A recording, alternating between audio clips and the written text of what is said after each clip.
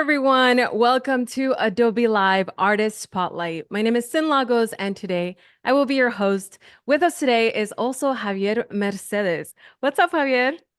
How is it going? I am so glad to be here. So happy to have you here, and we're excited to learn more about your journey. I think you have a bit of a workflow you're going to dive into. But first, we're going to want to say hello to the chat. Hey, everyone. Hey, I see a bunch of folks here on the chat already joining us. Let us Awesome. know drop in any questions you have for Javier. We're going to be answering the questions along the way. If you haven't already subscribed to our YouTube channel, make sure to subscribe to that to keep up with our upcoming live streams. Now, Javier, can you tell us a little bit about yourself? And where you're joining us from. Yeah, so I just found out that we were both in the same city Yeah. of Austin, Texas. Um, Representing. so yeah. If there's anybody else from Austin, let us know in the chat. But yeah, I come by way of I grew up in Fort Wayne, Indiana. My dad was a musician, so I think I got some of his creativeness in the family. I used to be a musician myself, did a garage band and other things like that. I Wow. went to college for music and audio engineering, Mhm. and I eventually ended up moving down to Atlanta once I graduated. I was a audio engineer for 4 years there at a recording studio, and then going a little bit further into my career and how I got into video editing. I started doing weddings as a lot of us do, and It's a stepping point. yeah. I remember I used to shoot on the Canon 7D, which was like Mhm. the OG, like, oh man, you can get shallow depth of field. I feel like I'm a Hollywood director now. Uh, but after a little stint inside Atlanta, I really liked shooting video. So I moved to Austin, Texas, along with my wife. We started Mhm. raising a family here. I Oh. got a job as a senior video editor at a place called The Chive, and I eventually was the head of that editing department, which towards the end, it kind of had about 16 to 20 people in the production department, and I used to train them as the guy that would onboard all of the editors. And as I was training the editors, a lot of them would give me, I guess you could say, critiques or just tell me after I would onboard them into the processes that we had at the Chive for editing. They would all say, like, man, you're really good at teaching this, or I learned this from you, or it's really awesome to learn this technique, and so on Mhm. and so forth. So, um, fast forward to today, I at that time I was like, is there any way to scale this kind of idea of teaching people how to edit in things like Adobe Premiere Pro? And Right. turns out YouTube is a great place for that. And one YouTube day I was the just answer. yeah, I sat down with my wife and kind of had a discussion with her when we were about to have our second kid. And I was like, Mhm. hey, I think I kind of want to really, really do this YouTube thing. And things financially weren't going to get any better once we had our second kid. And she was like, you know what? If you're going to do it, you might as well try now. So I quit the Yeah. full-time job, went full-time YouTube slash like freelance editing and shooting and things like that. And that's kind of where I'm at today. I do video editing tutorials in YouTube, and Yeah. I do some freelance editing here and there. So yeah. Wow. Well, that's a interesting journey. And I hope that for everyone here on the chat, you can see that there's levels to all of this. There's a bit of a breakthrough. It sounds like you had there when folks were telling you you're a good teacher. Not everybody can be a good teacher right off the bat, right? It kind of takes practice, it seems like. Mhm. Yeah. So how I noticed that that was a kind of a difficult decision, in a sort of like monetary way, right? Because you wanted to take Yes, on yeah. YouTube full time. You're like, let's sit down on Yeah. the couch and make that decision. What kind of opportunities did you find that YouTube was providing that kind of felt like, okay, this is the right place to go? Yeah, so I mean, going even back to my career when I didn't even realize I was doing this, but when I was in college, I had an internship at this place called Interlochen. Mm. It's on Interlochen, Michigan. And if, for those of you that are in chat near Michigan or live or have been in Michigan, everybody refers to the Mitten. Interlochen is at the very top of Oh. the Mitten. It's a beautiful place in the summer. I haven't been in there in the winter, but it almost looks like a Hogwarts in the summer. Yeah. And while I was there, I was a live sound engineer again. I eventually got to be the head of the kind of live sound engineers of that department. And there's a school there that is called Interlochen, and it's where all of these child prodigies go. That basically everybody that's amazing at music as a little kid has these summer camps at Interlochen, and I'm just blown away at the amount of talent that is there. But because there's so many people there, you get a lot of opportunities to do live sound gigs because they're Mm. obviously playing gigs all the time. Oh. Where I'm going with this, though, is while I was there, I noticed that there's always a churn of different interns that come through every single summer. And you always have to teach the new interns all the different processes that happens when you set up an XLR cable or a speak-on cable, and how do you set up the speakers for a certain event and things like that. And I sat down with management and I was like, can I make video tutorials about this? And this is back when it was like only iMovie and things like that. I didn't even know what I was doing. And I was like, I know you guys have like a little camcorder. Can I just make tutorials of this? And I don't know where the videos are now, but I'm sure they're on the internet somewhere. There's I'm- some place where I remember I took like Timberland music. Oh, probably copyright reasons that maybe it's not there anymore. But I remember putting music and just like trying to like dazzle up these tutorials for how to like plug in a snake in audio cords. it Wow. was it was it was a lot of fun. I love it. But that's kind of, I guess, where I started to get my spark for trying to make videos teaching people how to do things in terms of production. And Mm. every summer I came back to that place, I would make more videos, and then I'd make recap videos, almost like vlogs. But this was like before vlogs were even Right. vlogs. Um, and then fast forward to college, I pursued the same thing, kind of making videos about tutorials of other things like that.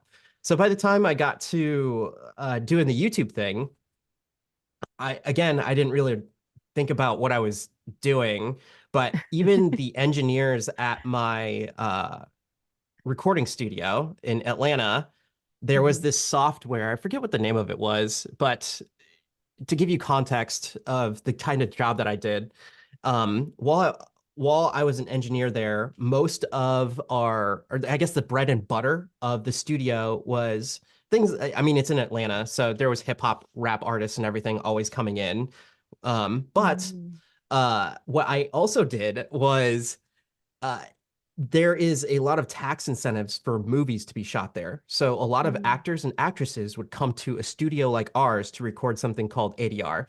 And what that means is if there's like a siren in the background of the movie set, or say there's an airplane going, or just the audio isn't recorded in a way that the producers or the director like while it's on set. So Mm. they quote unquote fix it in post. And it's a job like me, for somebody like me, for the actor or actress to come to our studio and record that overdub.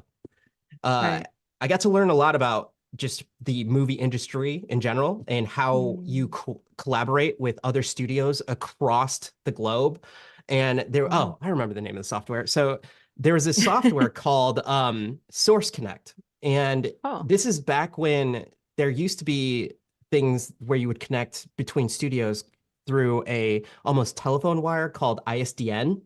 And that was like Mm. super fast, but it's expensive because you're having a dedicated That's so interesting. transportation of information from one studio to the other. Mm. Um, but Source Connect was using the power of the internet back in the day of being able to just connect via the internet and get those same processes of You say um, back in the day, but technology flies, like just changes so quickly, right?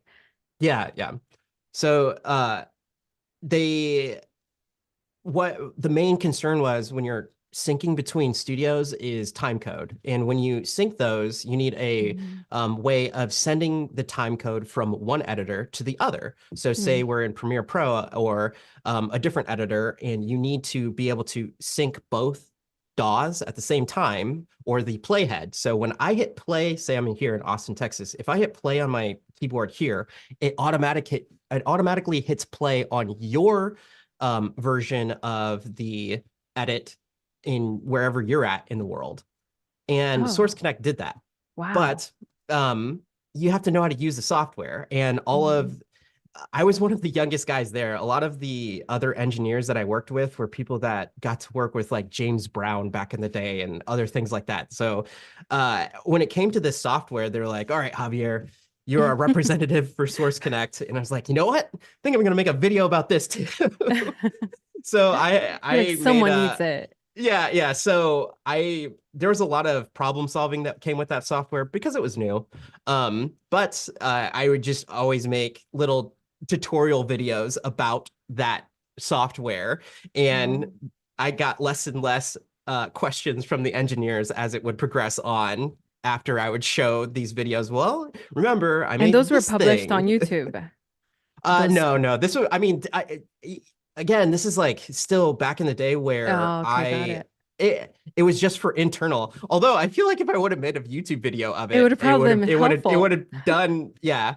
But I mean, this was Yeah. before YouTube was even monetized. I mean, I definitely have come across like videos from a professor teaching their students how to, play with this audio thing. And it's just for internal, but he's like, oh, let's publish it online. Ended up helping somebody like Yeah, me or some, yeah, yeah. totally by chance. So I guess I with the ADR too, I also was involved kind of through a back door in the movie industry. Got to work with a lot of actors and actresses Mm, while I was there.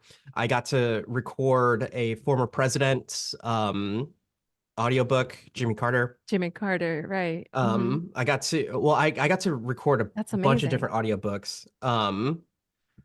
That's And a legendary figure. Did you ever feel intimidated or ever experience any like imposter syndrome during all of this? It sounds like you're very your journey is very much self-taught along the way.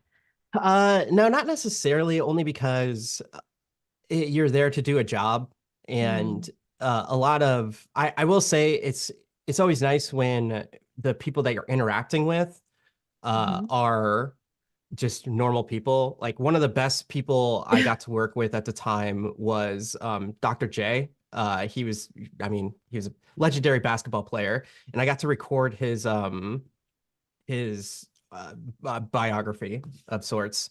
Wow. And I got to spend like a week with him and some of his family because they would come in too and they were helping with some of the things. But just getting to interact with people like him, and you get to know like a side of these like really well-known people that not most get to see.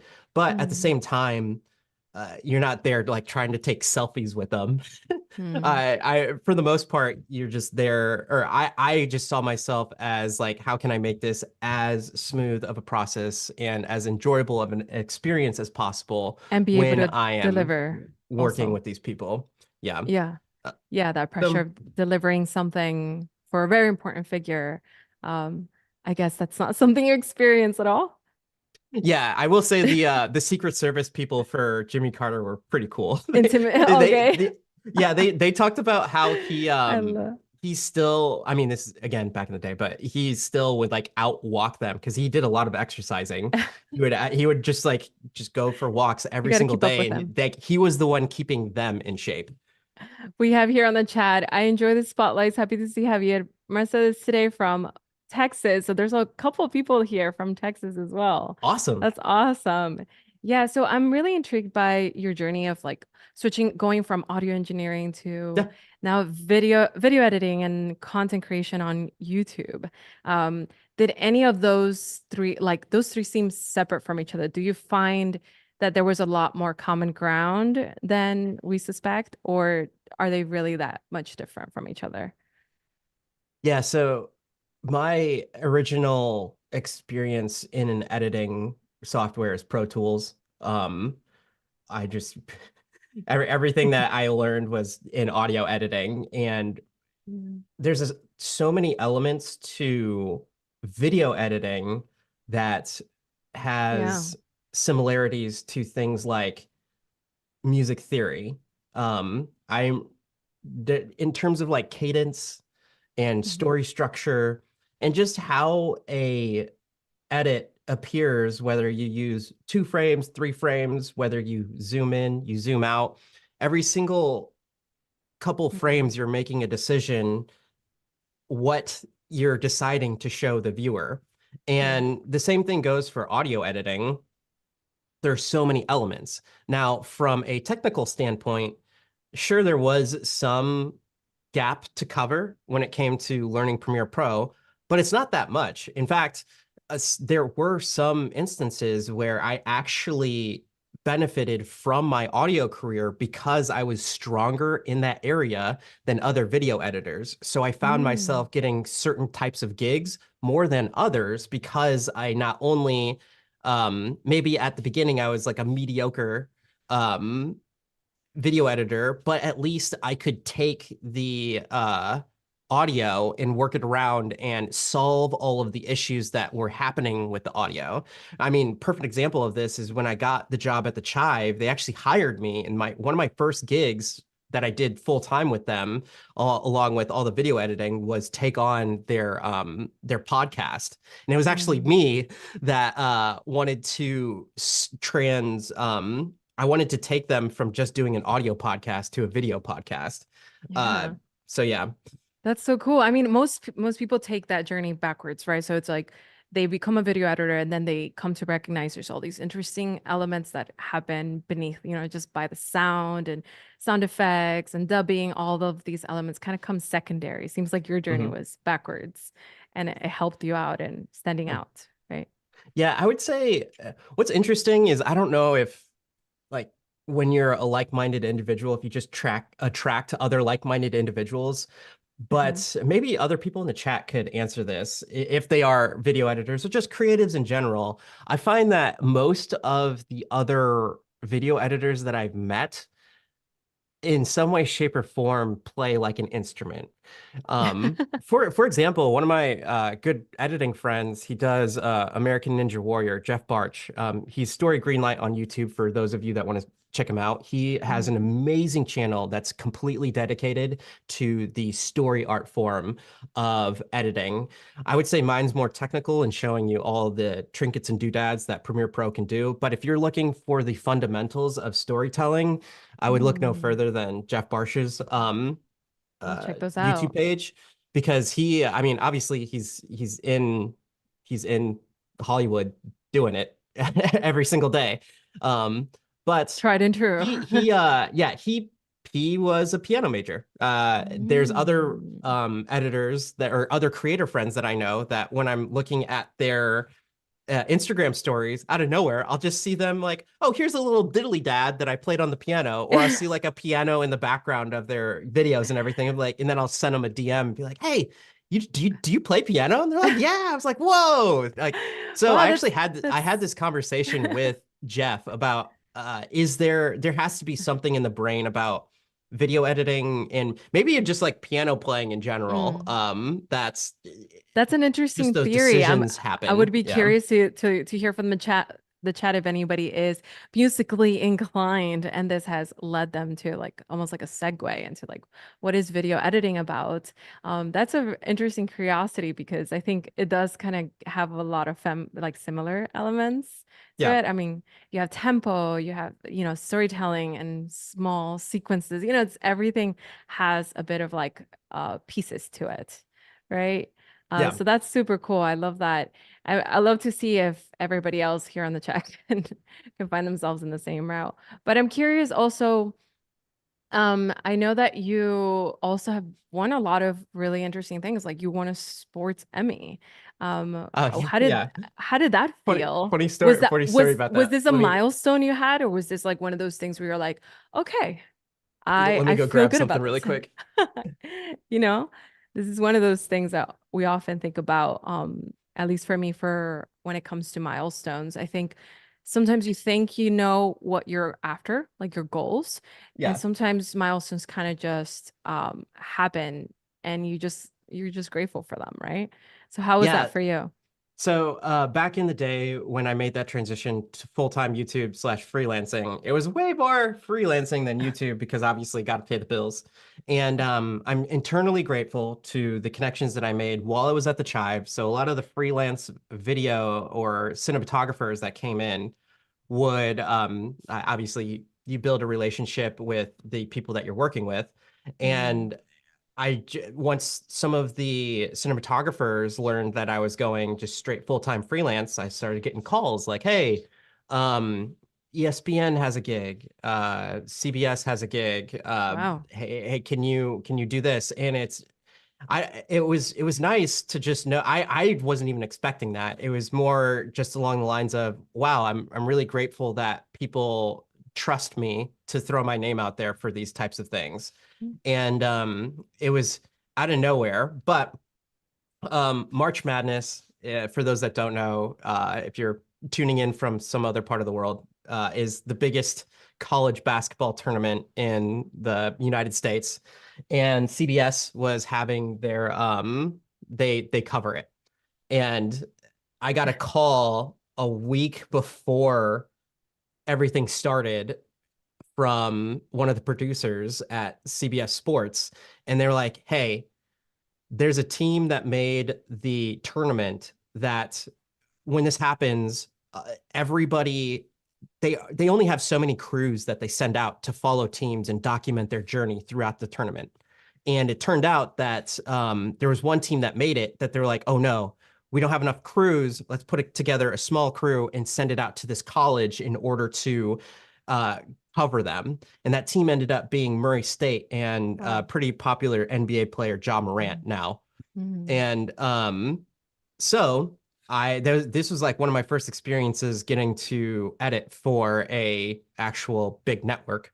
And I remember getting the call and being like, "Yeah, I mean, I showed them my stuff. I was completely truthful about what my background was, what I've done. And I was like, I think I mm. can do this." And what the cool thing was, they're like, "Great." And at the time, they sent me like whatever the most It's a leap of steroided faith. out computer was. I just remember opening up Premiere Pro and never seeing clips just scroll so fast. It's like, oh my Wow. gosh, I'm in heaven right now. The funny What part is, what kind of computer was everybody, that? An M1 chip yeah, computer? yeah. Yeah. It Yeah. was a yeah. I remember I had to have a huge rolling case for the computer, but the other everybody else was on laptops, and the media gets their own part of the stadium for each kind of place where the tournaments are being held. And I remember going into the media room with my huge MacBook with like the 27-inch screen or whatever it was, and just plopping that down and plugging in the power cable, and everybody just being like, "Wow, it's a pretty big setup for just like doing a quick news thing." I was like, "Well, no, I'm with like CBS Sports to do the thing." But we followed them for a week. They ended up winning their first game, so we get to follow them some more. And each time I'm creating more stories for them and helping edit things. That's so Uh, exciting. yeah, yeah. This was when Very high speed, energy. yeah, speed Sounds. was the answer. Mm. It's you had to for lack of a better term, kill your babies. I There's like the What is it? when Kill you your have darlings, they say. yeah, kill your darlings. When there are certain shots, there are certain there are certain things that you want to incorporate. Especially for me, I would get a music edit and I would want to hit certain beats at certain Oh. times and do all this stuff. And you just don't have time for that. It was shot. Mm. They give you the files, and I'm like pulling files from the cards just to put into the edit to send off to New York for them to get on to air. Because it's immediate.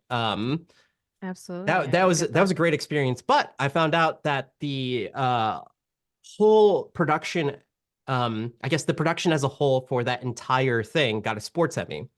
And my producer actually gets like the trophy and everything like that. Hmm. And I remember sending him a message and being like, "Wait, does this mean like we get a sports Emmy?" And they're like, "Well, they only send it to the producers of the thing." Yeah. So my little sister, bless her so much, she set up this red carpet event Oh. where my wife was like, "Hey, like, can you get dressed up? Because I thought we were going to like some dinner or something like Oh that. my So gosh. I arrived to my brother's house here in Austin, and we're big fans of The Mandalorian, and my Uh, brother's also a DJ. So he set up his speakers out in the middle of the street.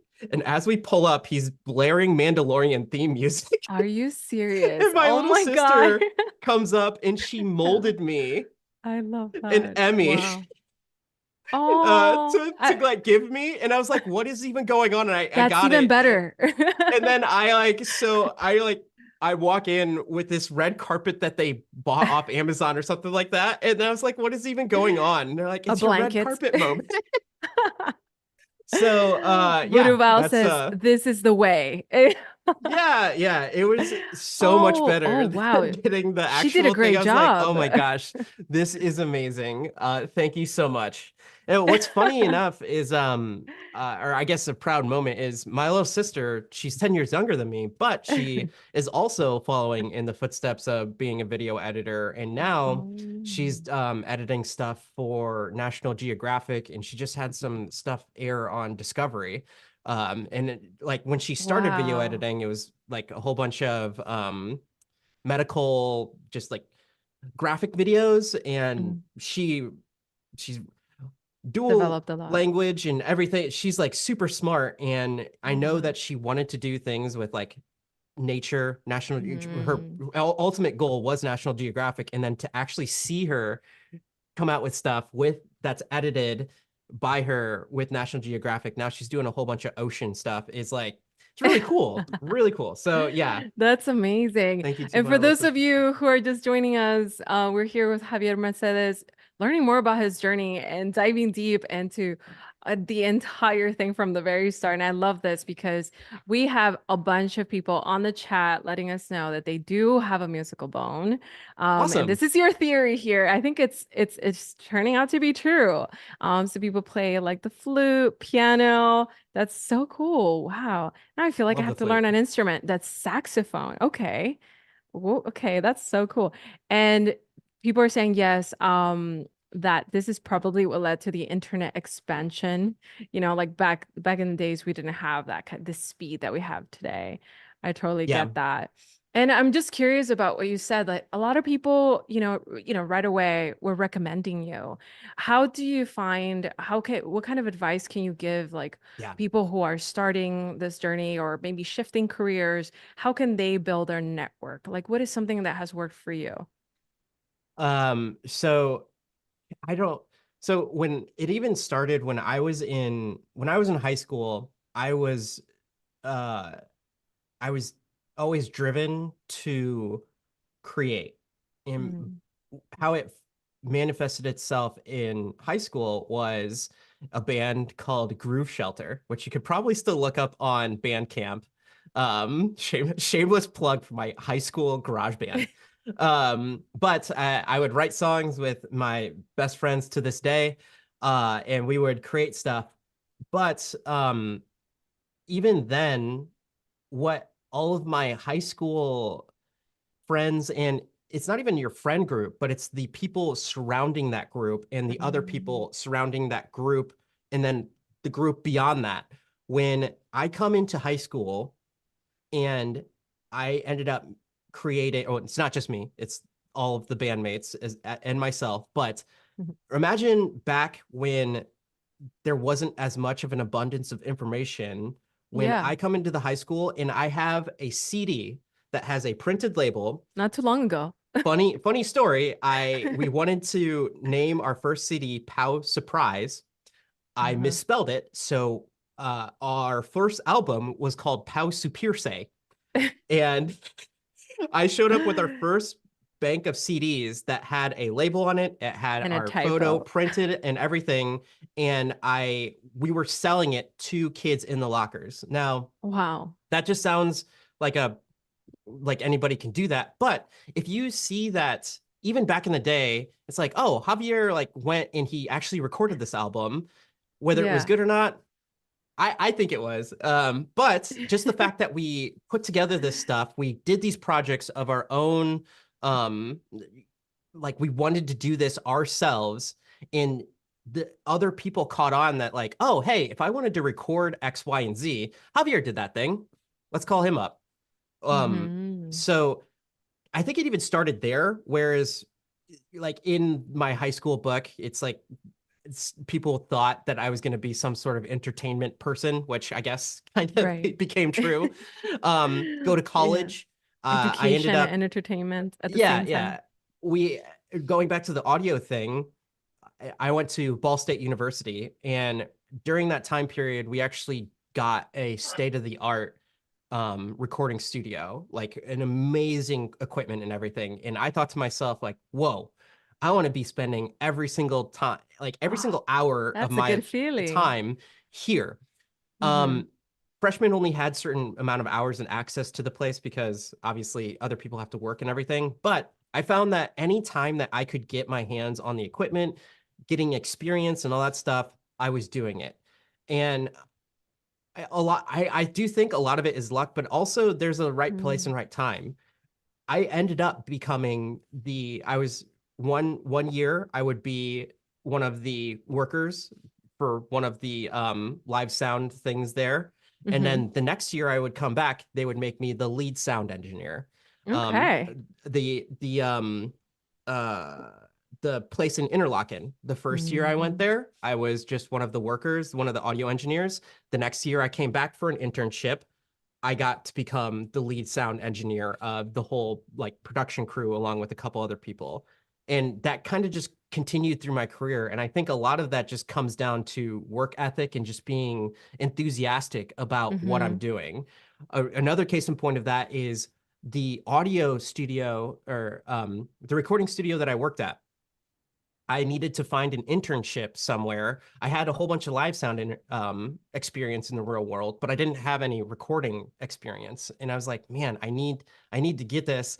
It'd also be nice to get paid for an internship, but it's incredibly hard to find Mm. something like that, Really? a paid Okay. internship in recording. And I was able to find it. I will say that this comes down to more family ties because my brothers were living in Atlanta. Atlanta has way more Right. recording opportunities than Fort Yes. Wayne, Indiana. People And I just relocate a said, lot too. yeah, so location played key. And I took one weekend uh, during my time at college, right before summer break, to drive down to Atlanta. And I just set up an interview at any and every place that would see me. One of those places ended up taking me, and I ended up getting a paid internship at that recording studio. Fast forward a little bit, Mm. um, I moved to Atlanta, and um the I will say the like in terms of the family ties, what helped there is just that my family lived like part of my family lived in Atlanta because they were working there. So I what was easy was the housing. I think that's part of the thing that's kind of a moving target is a lot of this has to do with location. If you're in the right Location's place, important. more Right. opportunities will show themselves. How has that shifted potentially like relocating to a place like Texas? Do you find that they have that inclination towards the same type of projects that you're searching, or is it a Yeah, little you bit know different? what's funny? Well, so um what I guess to cap off the other part, what I will Yeah. say is eventually I came in one day and said, "Hey, I like had to get like a full-time job at that recording studio, and I was going to get a job on a cruise ship doing live sound audio, Mm, and they ended up offering me a job on the spot, and I was completely not thinking they were going to do that. I wasn't even looking for a job with them because I didn't even think that they were going to offer one, but they ended up yeah. giving me one, and then I ended up working there. But in terms of moving to Austin, this is where my wife and I wanted to raise our family. So Mm, it has okay. actually formulated into enough opportunities. I want to say That's a good Atlanta vote of or confidence for yeah, Texas. Austin has a lot Austin. of opportunities, Yeah. and I will. One of my next door neighbors, actually, when I moved into my new place, is a cinematographer and a director, producer guy. And I didn't even know he was going to be here, but now we're like, he's one of my best friends in the It sounds like neighborhood. you're very blessed, but it also sounds like there's a lot of moments where you kind of stepped up to the plate, you were brave, you were curious, and people had this sense of, okay, this person's reliable. Why Yeah. not give them even more responsibility? And maybe some of us are always like a little bit hesitant of like whether people will accept us immediately or we have to be absolutely perfect at the moment that we go knock on their door. And it's possible, like I've heard this before, where it's like, okay, if somebody gives you a job, even if you don't know how to do it, go learn it. Just go learn it and like go Yeah. and meet that challenge. And it sounds like in a lot of your journeys, you were like, yeah, let's, you know what? I don't know enough about it, but I think I could do it, which is sounds like Mhm. a great stepping stone. So I'm curious, before we run out of time or anything, let's dive into some of the workflows that you wanted to share with us in Premiere as well, so we can Yeah. dive into your video I just, editing zone, you know? yeah, I want to add two things to what you were just saying, and then I'll dive Sure. in. Uh, two things there were when I was the lead sound engineer back in college, there was came a moment where I was like, there's only so much experience that I can get from this. And there's this like huge concert that happens, which you get so much experience from being the lead on it. And I had Mm, already done it 1 year. And a lot of my best friends at the time, like they didn't have that experience. And I knew that they were going into the real world and they wanted jobs once they graduated. So I took that yeah, time to actually step down from my position and give the position to other people so that they could get that experience. And it also gave me the opportunity to work different aspects of the job. The other that's part, so though, important. is there are times where when you're on the job, things happen. And once you have something like that happen to you, for example, right before a concert, your mixing board starts smoking and then it just blows up, you have to overcome. And it's those moments where you learn from that experience. Fast forward to why people may, I think one of the reasons why I was able to get so many gigs was I've told this story before, but I had a recording with John Cena. Oh, We flew to Washington, D.C., and we're in the back room of whatever arenas there because they were doing a wrestling match. And this was mm, back when I was the audio engineer for the Chai podcast. Um, we're recording with him, and we get to the end of our production. I go to hit stop on the player, and it says air SD card whatever. Like oh it doesn't no. work. And we on the spur of the moment went out to go do this. And I like my heart sank to the middle of the earth. But from all my prior experience, Hmm, I ran a backup audio cable to a separate little cheap recorder.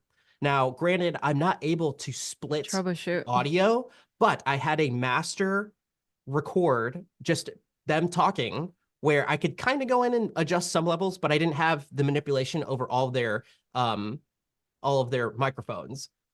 But Uh-huh. I was able to come back from that and be like, "Hey guys, this didn't record, but I was talking to the host, but I have this backup. We're going to check this, and you Okay. may not even tell the difference." The other thing, though, is that we had a skit with John Cena after that, and we kept recording with him, and it kept giving me that error. So something was wrong, something was corrupt with that card. And this is where the experience of like you have to own up to your mistakes or just Mm, like hey, this is what's happening. We did a whole skit with him. He was on a recruit.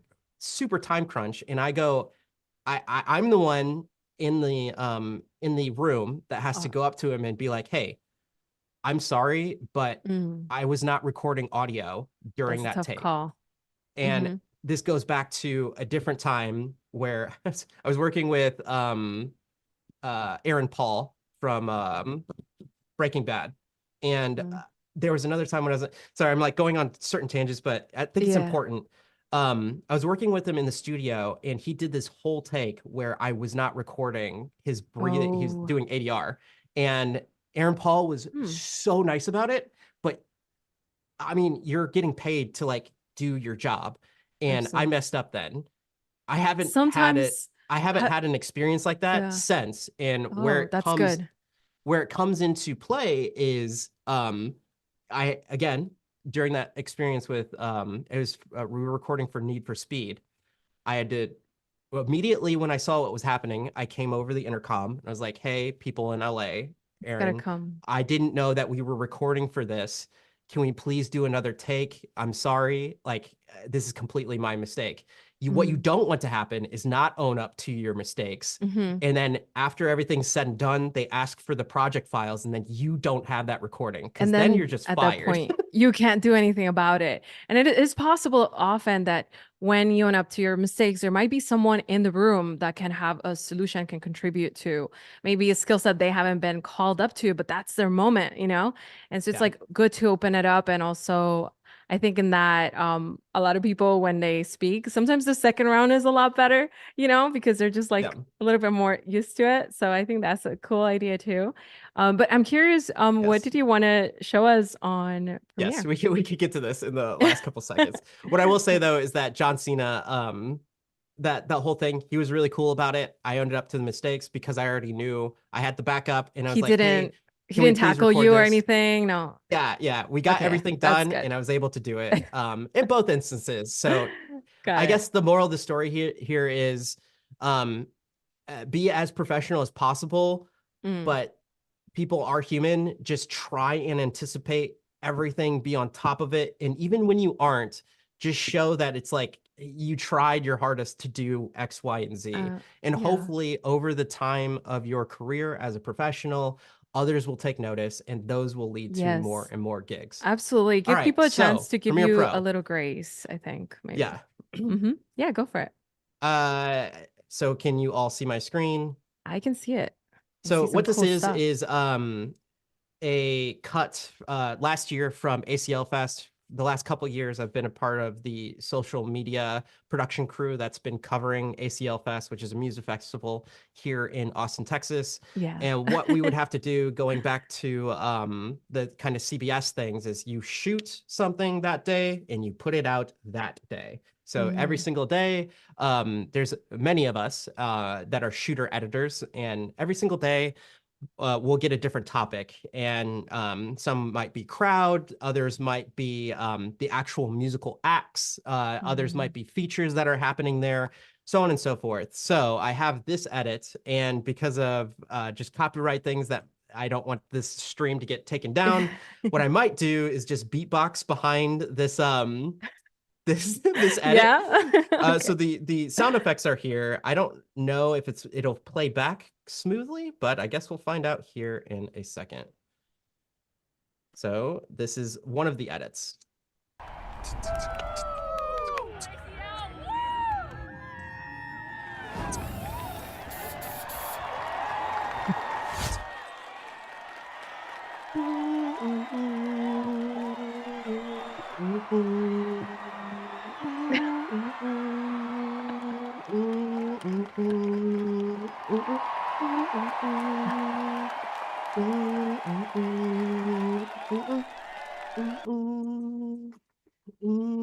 Dun, Let's dun. vibe. Let's go. Yeah. Actually, that really went. Can you, oh my God, there were so many interesting things happening there. Can you walk us through like what was your approach to that entire Yeah. sequence? So um So many that's cool things, hilarious. honestly. So Yeah. so what's funny is literally what you just saw is how I'm when I'm editing. Imagine you're spending the whole day shooting something, and then when you get into the edit, like I'm just sitting here Yeah. like vibing, trying to like put together the What clips. would go with I this? will literally Yeah. just sit there like beatbox or like hum the tune while I'm like, oh yeah, Is that's it like fire. high beat? Is it lo-fi? Like, yeah, I get it. Yeah. Yeah. So the the what you have to think about when you're creating a cut on such a short period of time is how you're going to approach putting the clips in, because you're obviously Mm, going to get a lot of shots. So you have to anticipate what kind of shots that you need. You may make a shot list. But for something like this, a lot of what happens is you just see what's going on, and something this particular one is more about the crowd or the people attending ACL Fest as opposed to Right. I the thought musical that. acts. Yeah. So, beforehand, just to give you an idea, what I think of is a kind of story structure of establishing where you're at. So this Hmm. is ACL Music Festival. Nothing really establishes more than a drone Aerial shot. view. That don't quote me on that because And you have obviously the there's city and everything, but I mean it's the shot with that yeah crowd. yeah this You was were not my like, shot. you want This was crowd? Here's this crowd. was the drone operator. I don't have those licenses. Oh, that I But the rest of imagine the that. shots were me. Mm. uh so to kind of walk you through this, when I'm getting my shots, it goes establishing shots and then Hmm. people in line kind of like experiencing the festival and what's around the festival. So right here, after we get to the establishing shot, we have people. This is where the line is. I just pulled some people aside and I was like, hey, can you just show me you're excited to be here? And they actually did that first take, and I was like, sweet, you guys are They making are this hype. excited. Give me a Yeah, reason. yeah. A lot of this stuff where these circles and whatnot is Right. part of the branding from the just team at ACL. So Mm. it is an ask that we put some of those Incorporate it. elements within our own But you our did like edits. match cuts on this, it looks like. Yeah, yeah. So I mean, it's a circle, so I used their It's, circle elements. it's A lot of perfect. this, so like right here is rotoscoping in Hmm. After Effects, and so it'd be a layer in the back, then the graphics layer, then just rotoscope the if you don't know the term rotoscope, that means you're just cutting out this layer in the video. There are some other coloration aspects too. That's part of their branding as well. Oh. Um, but more of just the people standing outside, trying to get some fun interaction. So these guys were kind of just doing something where they were jumping, and I was like, can I think they were doing it for a TikTok. And I was like, can I just get you guys to do that too, but for me? And it's fun walking around a That's festival, great. asking people to do different little setups. Yeah, and So, everybody's down for it. It's a different energy. Really cool. yeah, And I could so see a lot of that he covered the entire frame and then you were able to yeah, use so that. what's going on right here is I'm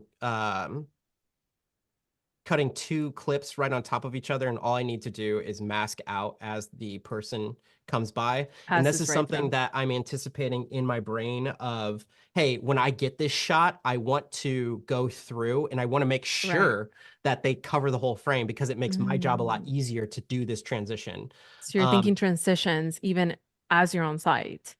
yep. Hmm. So right there, I think I have a version of this in this sequence right here. Yeah, so uh this is kind of what a rough of that cut is. And if you notice, I shot everything in 16 by 9, and then you have to cut it down to a vertical. So shameless plug Oh, here, I do have the a struggle set that we all of have. yeah, I do have a set of many overlays and split screens and things like that where I have Oh. this letterbox where if you put it on a 16 by 9, and right here I'm just using opacity to show me where this the 9 by 16 vertical would be. So I create it, and if I scroll through here, you can see some elements. Yeah, see like right here is the before of those guys Mm. jumping and just kind of like layering uh those video clips. So There's a you were couple. saying to yourself, I'm gonna just record this horizontally. There will be a way to cut it vertically as opposed to like just Yeah, there recording are everything some vertically. shots that I did. There are some days where if I know I'm going to be under a real time crunch, or just Hmm. from a I guess a creative perspective, I Hmm. might try and shoot all of them in actual vertical. But if you shoot them horizontal, what this allows me to do is as I'm doing this orbiting shot of like these people in the banana costume, I'm able to track the banana in the middle of the frame. So you can just see that I'm just moving the anchor point to Right. keep it in the middle of the frame. Whereas if I were shooting that vertical, it's really hard to do that in camera, Mm. which it's easier to do that after the fact. So if I That's scroll awesome. through here, another thing that I'm trying to lock into, or what are some easy transitions that I can do. Um, let me see if I can find that. This guy right here. Um, Zoom in here. So all this is the guy was spray painting green. So all I'm doing is using the ultra key effect to apply, Oh, I remove the see. green You're like, screen. there's a green opportunity here. Yeah, so you could do this with any Great. color, Any but color. it just Yeah. makes it so much Just key it easier out. inside Premiere Pro even. You don't even have to go over to After Effects to Mm. do a transition like this where you just zoom in on, or I guess in this case, I'm zooming out from, And you but can here's see the one spray clip. still. That's Yeah, such an interesting and then you detail. just cross dissolve it in and you can see the Oh, that's green. so cool. I But love that. those are some things that if you're shooting a video like this, it's really easy to find like, oh, is there something where there's one solid color where you could kind of transition from one to the other? Yeah. That really helps in That's pulling off a great tip there. professional Yeah. type of effect of like, oh, how did he do that transition? And literally all I did was bring it in here, add some scaling, and then just the Ultra Key effect. hmm Um, And for how much something time? like a video that's going on a vertical format on a very attention-grabbing social media space or something like this, it makes sense that you're like creating these like points of intrigue. Like, how did that happen? Right? There's a Yeah, lot of yeah, them in this. exactly. There's one other thing. There's one element that I use a lot of in this, and it's the hyperlapses. So Oh, I think we have yes. a couple more minutes here, so I want to try to just Yeah, you're showcase what good. that would look like. I'll do it with this one right here, where it's just the Ace Austin city limits. It was a photo opportunity for people.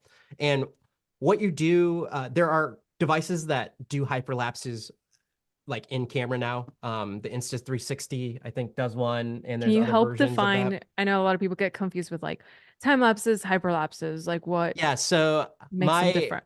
my definition of a hyperlapse in this case would be where you're doing a time lapse, but you're moving the camera as you go. Right. So hmm as you can see here, obviously I'm not standing in one spot, I'm moving the camera.